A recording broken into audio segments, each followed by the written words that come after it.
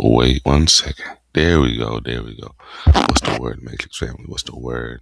It's gonna be a quick one. Late night, 3 o'clock stream, huh? Three o'clock. 3 o'clock stream, so I probably won't be too loud with it. Okay. I want you guys to look at something tonight, right? So hold on. Let me put this up. Bada bang. This right here. You guys see this red beam in Carcass? It's been going viral on internet, right? So right here, I can put a full screen. Only full screen. That what did I just? Oh wait. Let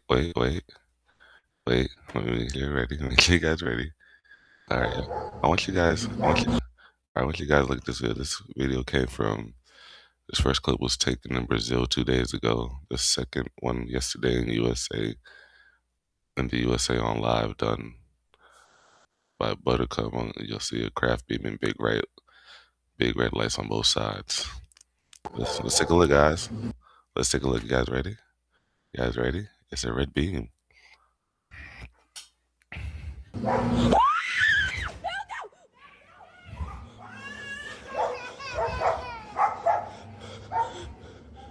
Like, I mean, they were covered with orbs, the trees. Everything looked like plasma, everything. Like, I was like, it felt like I was in a video game. Like, what is going on? It's crazy. What is this one doing? Look, he's being Look at that. Look at that. Scanning. I love this. As I was just saying that. She said, I love it. I love it. What did I just? It's just AI. But it's just AI. Like, I mean, they were just covered AI. with orbs, the trees. It's just AI. It's just AI. Guys.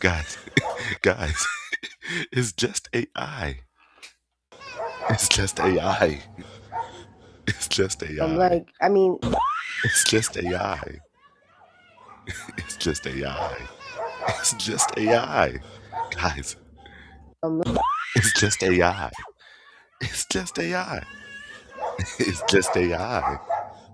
It's just AI. Like, I mean, they were covered with orbs, the trees. Everything looked like plasma, everything. Like, I was like, it felt like I was in a video game. Like, what is going on? It's crazy. What is this one doing? Look, it's he's just being AI. Look at that. No, it's just AI, guys. It's just AI. But it's just AI. It's just AI. Love this. As I was just saying that. But it's just AI.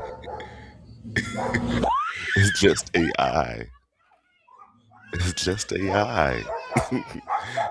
Clip that. That's funny. But what do you guys think on that one? You guys think it's real? Or is it just AI? It's just AI. Y'all fuck. Oh man, what y'all think this one right here? Let's actually look at this one by Buttercup, Goddess 17. Okay, let's look at her thing. Right here. So she's a UFO hunter, ain't she? Tell me, where do we go now when the story's over? No.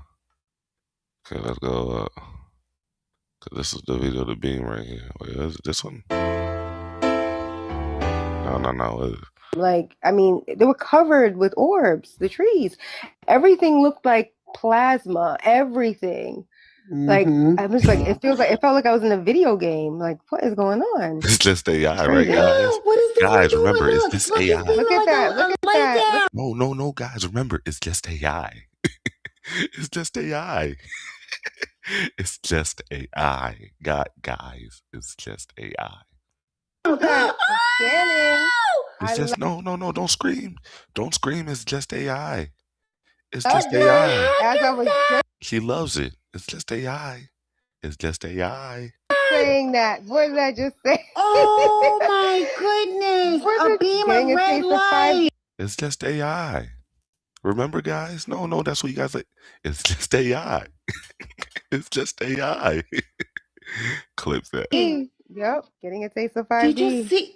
Look at that. Of course I saw it. Of course I saw it. And look at that one. Look at that. Do you see that in the clouds? You see that? Oh, what's that? You They see didn't show that? that At one. the top? Oh, it's Did just everyone see AI, that at the guys. top? Oh my gosh, It's I just saw that. AI. There was also something white at the Bondi, because, but did y'all? Okay. They're attempting to mirror your confidence. What other video let's watch? Like, it's just AI.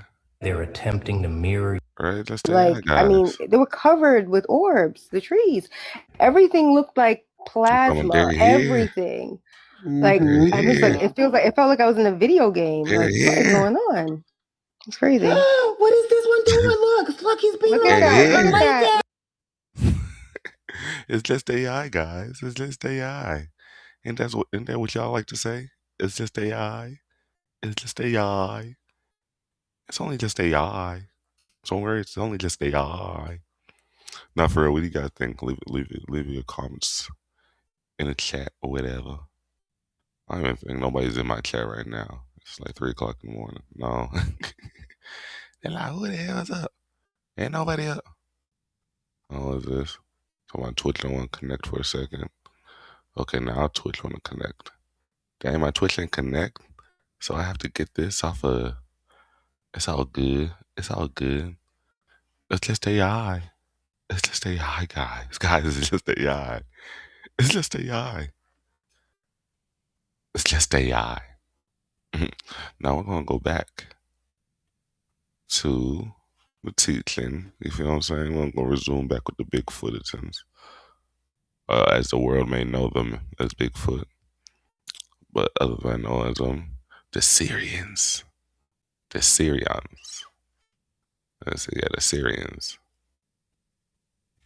AKA like Bigfoot regions. Let's get into it.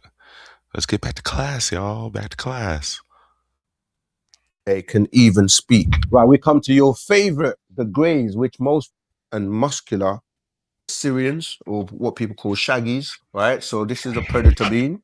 Looked exactly like the one from the movie, and you can see the Syrians beings from Orion. A scroll, actual fact, called Bigfoot, which we can also post for you to get to know more about these predator beings. Right, so the predators are beings from the galaxy of Andromeda. Their appearance are grasshopper-like. Predator live in, so the beings from shape of their heads are broad. Syrians, referred to as shaggy, appearance of these beings. So the beings from Aldebaran, the humanoids, came to represent These are them. the predators. Again, you can find. Remember we looked at the predators yesterday. And I was like, these ain't the movie. Like, movie people don't just make this up. This real shit. Find this in the scroll Extraterrestrial and Creation, which is scroll number 136. The Syrians, referred to as Shaggies, the Syrians are beings from the Sirius constellation, planet Iduma. The Syrians range from 7 to 9 feet in height. They have dark brown to pink skin, and their skin texture is very similar to humans, but it's hard to detect because it's under a thick coat of straight hair. The shape of their, or fur, shall I say, the shape of their heads are broad and big like apes. Their eyes come in variations, black, brown, and the pupils are much like apes. Their nose, however, is wide with a small point at the tip. The jaws of the Syrians are hard to see because it is covered with fur. The mouth is broad, yet they have Like old boy from Harry Potter. The Syrians. They're vegetarians. But you know, we all look at them. Everybody calls them Bigfoot. have very thin lips. Their ears are large and round. Their arms are extremely long and muscular, and their bodies are also very muscular. The fingers are long with a short thumb. They have long torsos and short muscular legs. They have genitals similar to humans. Their toes are long except for the big toe. They appear to be very ape-like. Only you can see the intelligence in their eyes. The Syrians are vegetarians, although some have been known. So you can see the intelligence in their eyes. Yeah. Yeah. To be meat eaters. They are non-aggressive towards humans and try to avoid human contact. They make grunting sounds, roar, and they can even speak. Right. Trying to push y'all on game, man. Trying to push y'all on game. This is very interesting, man. Like I said, take it how y'all want to take it. I'm just a messenger. We come to your favorite, the Greys, which most people are familiar with or know. The one and only. The most common. The first alien when people even talk about, but get ready to talk about UFOs and stuff. The Greys. Right. So you have different species of Greys and there are different mixtures. Some are hybrids. And so you got the Greys, which most people are familiar with. Then you got the Meldekians and you have, the beings from Reticulum, Maccabians, and Echelon. All right. So let's get into who they are. So the Greys, there are over 70 different species of Greys. And over 17, y'all. Which one have y'all seen? Not all of them are the same. Oh, you thought they were all the same? Do you think you're the same as everyone else? Huh? So why would you be ignorant to think that? More every day with the hybrids, etc. All right. And the Greys are really a crossbreed or crossbred between humans and reptilian species. The Greys are. That's why you seen the picture of the Greys when he was introducing when we was going over the history of the Draconians earlier. You guys were probably looking like, why the Greys are in the Draconian family? Well, they're part of the history. They derive from the Draconians, or they say crossbreed. And there's many theories about it. Like I've heard Greys being the small robots for the Dracos, just being the workers for the reptilians, because the reptilians are, because it's a hierarchy. It's a hierarchy with them. Just like it's a hierarchy on Earth, it's a hierarchy with the Greys and reptilians. So just think outside the box. Being used as slaves by the reptilians. The most common species are the Rumadians, who are benevolent. The Reticulans, Narians, are malevolent. The Maccabians, malevolent. The Rumadians are biological entities, right? Referred to as. So the Ramadians are the Ebens. We know them as Edens. The Ramadians are the benevolents. We got that down pack, y'all? We got that? Everybody got that in their notes? Now, the Maccabians are not the cool ones. They're the ops. They're the ones gonna abduct you. They're gonna use you, might tear your ass up, all that good stuff. We don't want them. BBEs, biological entities grafted from various extraterrestrial species. They served one purpose, and that was explorers and worthy servants, right? Used as slaves. There are over 70 different species of Greys and more every day with the hybrids, etc. All right. And the Greys are really a crossbreed or crossbred between humans and reptilian species. The Greys are being used as slaves by the reptilians. The most common species are the Rumadians, who are. So there you have it. The Greys are being used by slaves by the reptilians. We just said something like that, right? Told you. Benevolent. The Reticulans, Narians, are malevolent. The Maccabians, malevolent. The Rumadians are biological entities, right? Referred to as EBEs, biological entities grafted from various extraterrestrial species. They served one purpose, and that was explorers and worthy servants, right? They were used by the Anunnaki for the purpose of exploring gold. Yeah, we had talked about that before in our previous streams. They were like the workers for Anunnakis going to different solar systems and planets looking for resources to bring back to the transported gold back to Nibiru and then Risk. When the job was completed, they were given their freedom. Some of them chose Pleiades and Arcturus as their home, where the malevolent Luciferian-type reptilians chose to conquer them, enslaving them, performing biological experiments, creating hybrid. The Maccabeans are a biogeneric used as slaves by the reptilians. The most common species are the Rumadians, who are benevolent. The Reticulans, Narians, are malevolent. The Maccabeans, malevolent. The Rumadians are biological entities, right?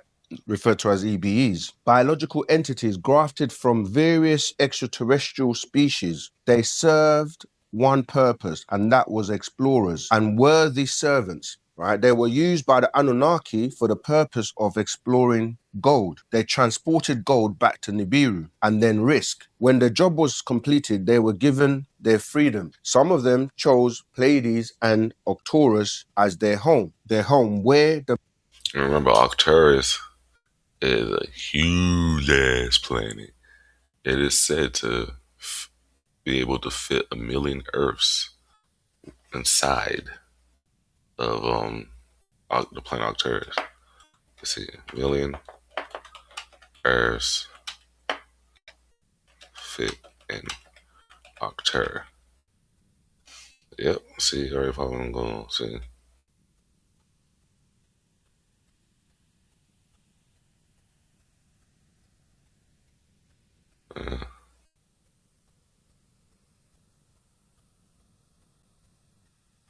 Oh, I take it back. So, let me show you guys.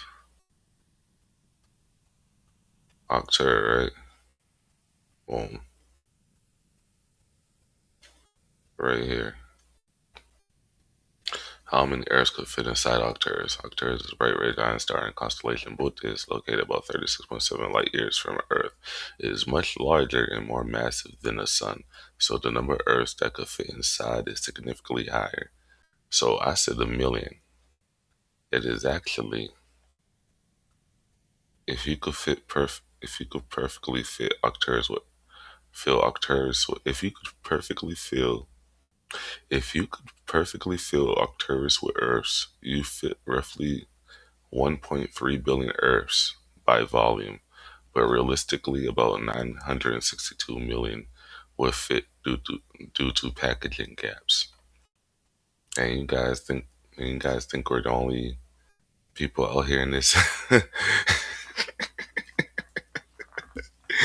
It's only AI. It's only AI. It's only AI. Oh, back to our thing. Back to the class.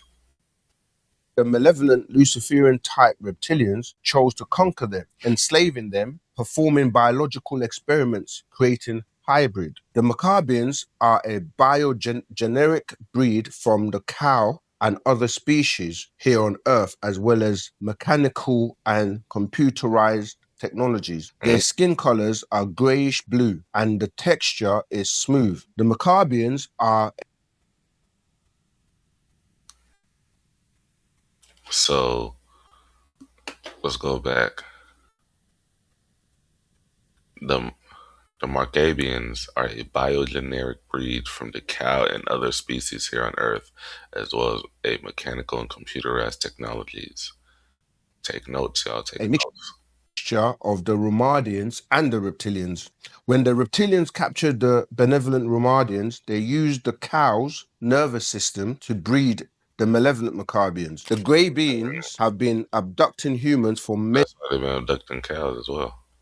Blue and the texture is smooth. The Maccabeans are a mixture of the Rumadians and the reptilians. When the reptilians captured the benevolent Rumadians, they used the cow's nervous system to breed the malevolent Maccabeans. The grey beings have been abducting humans for many centuries. They see Earth as a big farm and have been... You see what they said? They see Earth as a big farm. That should tell you something. They see us as a big farm. Basically raising and grooming humans to take them back to their home planet. The Zeta Reticulians are divided into social classes, one being more hawkish than the other. The more peaceful of the two appears more reclined and has demonstrated a more tolerant attitude towards humans. The other class is more abrupt, blunt, and crude towards humans. One in particular are the reticulanarians. They use sex, pain, drugs, and fear subliminally as obsessive elements with which they influence humans. The reticulanarians are originally from Zeta Reticuli. They are 4.5 feet tall with grey smooth skin. They have no hair on their thin bodies. So these are the small grays that everybody refers to. Because remember the big grays and the small grays. So the small grays are the reticulanarians. They have pear-shaped heads with big faces consisting of large black eyes with no pupils, a very small nose and a small slit-like mouth. They have long necks that can stretch the length of their arms. They are normal in size, including their hands that have 5 fingers. They have a small torso with no stomach, so they absorb nutrients through their skin. They have legs. Remember we watched another stream like that, was saying it was a government worker we was watching on an Awaken channel. And the reason why I don't watch the Awaken channel no more on YouTube, because I think they're owned by the Gaia, and Gaia will copyright your ass if you try to do a reaction. But, I still fuck with them. But basically, it was explaining how one of the government workers at the time that was working around, the ETs, I guess, call him a whistleblower, or because most people that come on the Awaken channel do interviews and talk about their time at the government. I guess it'd be whistleblowing away because they're exposing what they've seen. So he said he's seen, grays in like a bathtub, but he was explaining that's how they're eating, because they absorb nutrients through their skin, just like they're saying. So, hey, it's just AI. Normal to their body length. They have fully developed sexual organs. Their feet are much like a monkey's, yet their appearance is more like humans. They are aggressive in nature and also show fear of humans. They can communicate by speaking any language. They also communicate telepathically. All right, so the Flugerods, and that's their leader, known as Korg. All right, so let's find out more about the Flugerods. The Flugerods were the original Nordics before they crossbred with different races to acquire the appearance they possess presently. They are the originators of the Nordic race and live in a cavern beneath the Antarctic. Their chief is named Korg. The original caveman.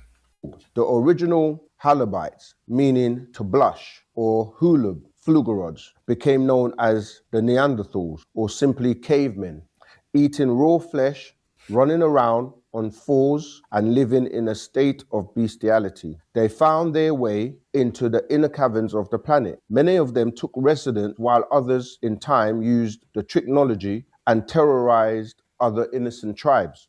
This seed moved behind the Caucasus Mountains and up into Russia and became known as the Khazars, and the woolly-haired 7 Ether Orientals of this seed were called the Asiatic. They were known as the Safrad or Safradim Jew. These are the grafted devils that Yaqub created. Remember, we already mentioned, we did the video how Yaqub created these beings. They are your Flugerods, original Khazars, and your Asiatic Ashkenazims. Their symbol being the universe, the moon called Umar, also Kamar, the sun and the bright morning star. They use the crescent moon and the pentagram, that is the 5-pointed star. This pale man or Halabin Flugerod should not be confused with the albino seed, the cursed Canaanites, meaning lowlanders, the descendants of Canaan or Canaan, of 4,000 years ago, before 2,000 years ago. So Canaan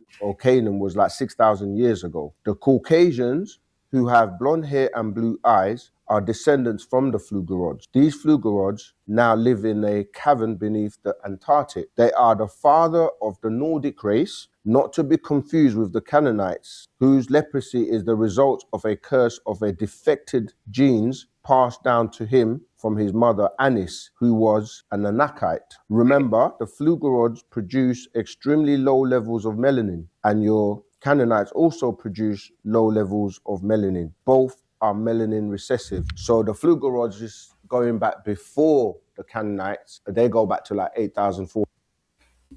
That's a little history right there, man. Y'all check them out. OSM Visions, man. I want to check out the Syrian channel. Hopefully, I don't get caught right doing this one. But this is like a little 30-minute film. We're gonna get into it. The ancient aliens. This is ancient aliens off the Astro Legends TV archives channel. Y'all want to check them out? It's from the Syrians, and it is using AI for this.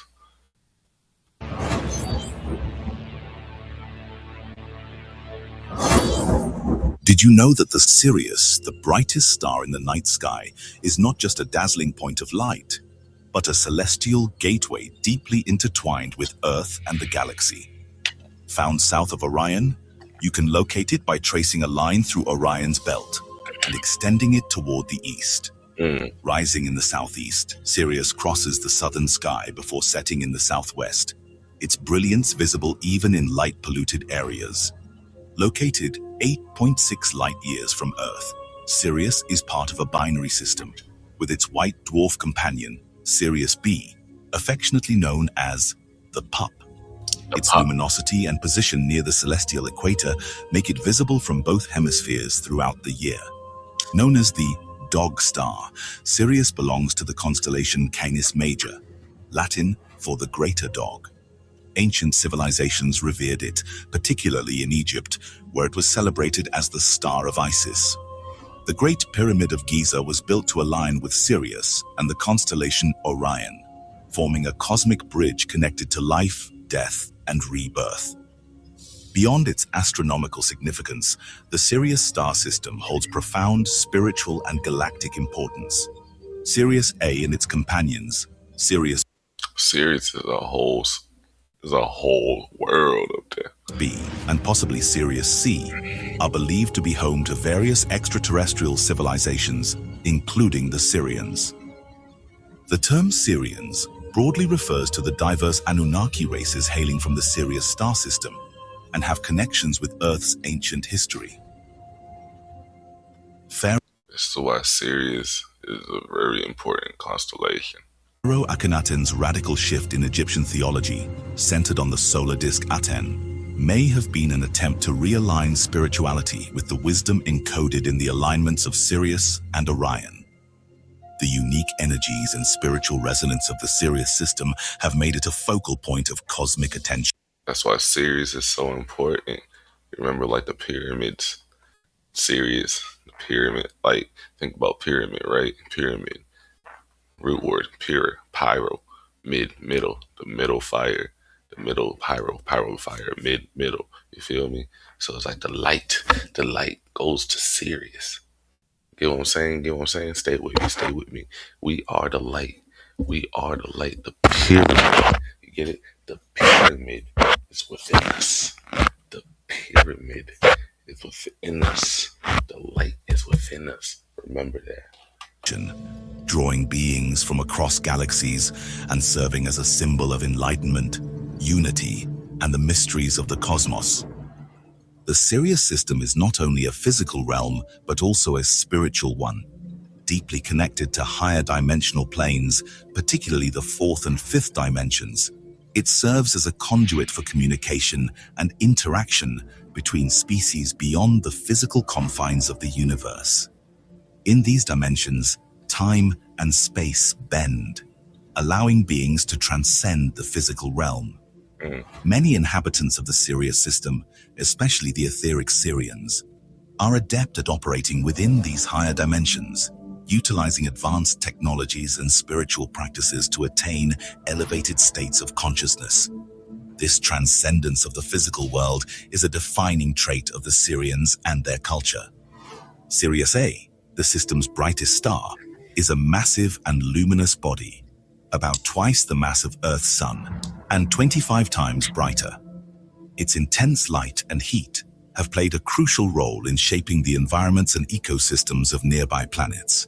As the gravitational anchor of the system, Sirius A maintains the balance of the entire star system and is considered by many advanced species from one of the most intensely UV-radiated systems among the many discovered galaxies.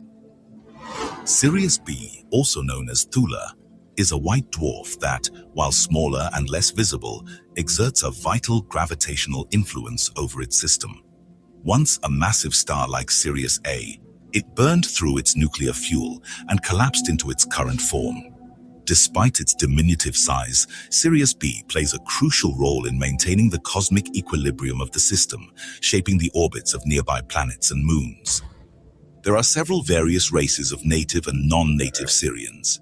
The etheric Sirians, also known as the Anuhazi, are etheric Sirians, not ether. Beings of plasmic light who evolved into the sixth dimension but can transmit their consciousness to physical bodies. They are angelic guardians of the Sirius star system. Radiant and ethereal, they embodied the feminine polarity and carried forward the spiritual teachings of their Lyran ancestors, who established the Emerald Order. Their connection to the higher dimensions allowed them to guide other physical species spiritually and energetically. The Nomos are aquatic, amphibious beings from Sirius B and Sirius C, revered for their spiritual wisdom. Yeah, I remember the Nomos. Wisdom and advanced technological knowledge. Known as Masters of the Waters, they are deeply connected to the element of water and had close relations with the Sirian leaders of Nibiru. The early Sirians, descendants of their Lyrantali ancestors, embodied a robust and resilient physicality, marked by pronounced masculine strength, adapting to the intense ultraviolet radiation of... This goes back to when we talked about the Lyrans Federation War. If it's in my other stream, but yeah. Sirius A, they evolved tall, lean physiques, transitioning from feline fur-like skin to predominantly humanoid skin tones in shades of gray, green, blue, rich brown, and black. A visionary Lyran seeder and refugee, Zor-El, was the first... Think about like Black Panther. Yeah, Black Panther. To engineer the Black Panther of Sirius, a majestic feline later classified within the genus Panthera on Earth and eventually domesticated as black cats. Let's run that back again. It's the history of Black Panther. Blue, rich brown, and black. A visionary Lyran seeder and refugee, Zor-El, was the first to engineer the Black Panther of Sirius, a majestic feline later classified within the genus Panthera on Earth and eventually domesticated as black cats. As the early Sirian Lyrans continued to evolve and interbreed, their appearance blended extraterrestrial humanoid traits with Africanic Asiatic influences, featuring elongated heads that highlighted their unique and distinctive features. Early Sirians also exhibited prominent feline humanoid features, a legacy of their Lyran lineage. They cherished tangible accomplishments and peaceful coexistence, yet their resilience and adaptability were key to their survival. Through hybridization, their lineage expanded, notably when a Sirian royal Lyran united with a Draconian queen, giving rise to a new Sirian crossbreed race. The Alpha Centaurians, often referred to as Sirian hybrids, represent the Nibiruan royal Atlantean lineage of the Anunnaki houses and race. This majestic group journeyed across numerous star systems, including Alpha Centauri and other constellations, leaving a legacy of exploration and I be trying to tell you guys, I've probably said this a million times, we are so behind. influence. Standing between 10 to 14 feet tall, they are characterized by their muscular physiques and striking dark-hued complexions. Their appearance blends Afro-Asiatic features with feline and draconian traits, reflecting a lineage that embodies both power and elegance. Under King An's ancient leadership, they commanded fleets and led galactic campaigns, demonstrating their civilization's strength and sophistication. Their planet became one of the first melting pots, uniting diverse races and welcoming outcasts, fostering innovation and unity through a shared purpose. The groups of non-native Niburians and native Syrians, who ultimately became Atlanteans upon arriving on Nibiru, these groups include the Draconians, Andromedans, and Greys, as well as Lyrans, sophistication. Their planet became one of some more stuff that's, I like to rewind because Asiatic features with feline and draconian traits, reflecting a lineage that embodies both power and elegance. Under King An's ancient leadership, they commanded fleets and led galactic campaigns, demonstrating their civilization's strength and sophistication. Their planet became one of the first melting pots, uniting diverse races and welcoming outcasts, fostering innovation and unity through a shared purpose. The groups of non-native Niburians and native Syrians, who ultimately became Atlanteans upon arriving on Nibiru, these groups include the Draconians, Andromedans, and Greys, as well as Lyrans and Pleiadians. From their lineage, a divergent group arose, the Omega Centaurians. These beings retained the muscular and Alpha Centaurians and Omega Centaurians. Take note. towering build of their ancestors, but exhibited skin tones ranging from light pale skin to very dark-hued skin, but various physical variations on appearance, mainly Asiatic, meaning Indo-European, Caucasian, Asian descent. Revered as demigods among humans, the Omega Centaurians and Beta Centaurians became immortalized in the myths and pantheons of ancient civilizations such as Egypt, Greece, Mesopotamia, and the Mahabharata, celebrated as the children of the gods. This blending of bloodlines inspired phrases that resonate through biblical texts, such as, "I am the Alpha and the Omega," symbolizing the union of these two powerful lineages. Ashari, a formidable gas giant, is encircled by 7 distinct rings and safeguarded by powerful magnetic fields and multiple plasma barriers. It serves as the stronghold of the Anak Empire, the realm of the Centaurian royal races, a crossbreed race and group of houses with ancestral lineage of Draconians and Lyrans, often referred to as the Old Empire. Beyond its strategic importance, Ashari functions as a critical gateway to a parallel dimension where the Emperor and his court reside. And every 3,500 years, this planet arrives in this solar system near Earth. Their planet hosts a network of systems and colonies spanning from the northern to the Stargate regions. Ultimately, this unified civilization was renamed under the banner of the Atlanteans. Referred to as Nibiru in certain traditions, Ashari exists in the 4th dimension alongside Prince Enki's starship. Historically, Ashari was the 4th planet of the Alpha Centauri A and I want to see what they say about the Nibiru. Ultimately, this unified civilization was renamed under the banner of the Atlanteans.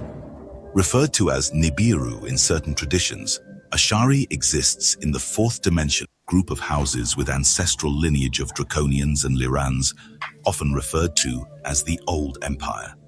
Beyond its strategic importance, Ashari functions as a critical gateway to a parallel dimension where the Emperor and his court reside. And every 3,500 years, this planet arrives in this solar system near Earth.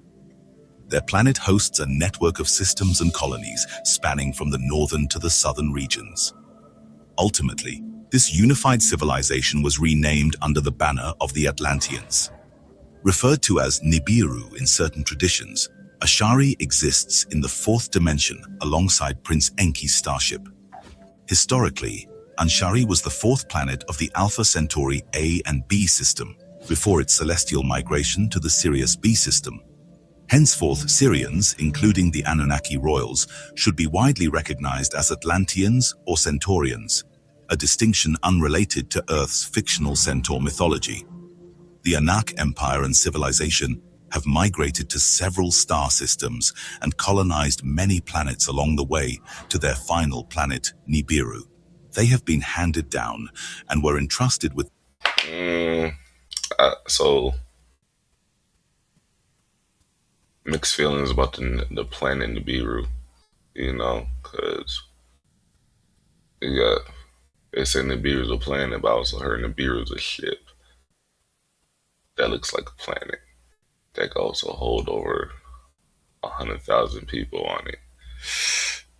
So, take this with a grain of salt. The knowledge and wisdom from the etheric Syrians and Andromedan Council on how to utilize interdimensional travel through stargates. Many Syrian starships are masterpieces of advanced biotechnology and engineering, constructed from living, self-healing materials that regenerate after damage. These organic metallic hybrids not only repair themselves, but also adapt to their environment, optimizing their structure for prolonged space travel without the need for traditional maintenance. These vessels are powered by gravimetric and torsion field propulsion systems, which And you guys complaining about fixing your 1999 Honda. Come on, man. Manipulate space-time itself to achieve faster-than-light travel. This method eliminates the strain of relativistic effects, allowing crews to traverse vast distances without experiencing time dilation. Silent and energy efficient, these ships are almost impossible to detect using conventional methods, operating in near invisibility while leaving no environmental footprint. It's the cloaking device. Real cloaking device. The interdimensional Syrian fleets are defined by two iconic and revered designs: pyramid-shaped starships and T-shaped vessels. The pyramid ships, with their intricate crystalline exteriors, resonate with cosmic frequencies, radiating energy that symbolizes the sacred geometry deeply ingrained in Syrian philosophy. These designs aren't merely aesthetic. They harness metaphysical principles, stabilizing the ship and amplifying its energy fields. At their apex lies a crystal plasma energy core, a radiant source of immense power that drives the gravimetric and torsion propulsion systems. These cores channel pure cosmic energy, bending space-time with precision to enable instantaneous travel between star systems.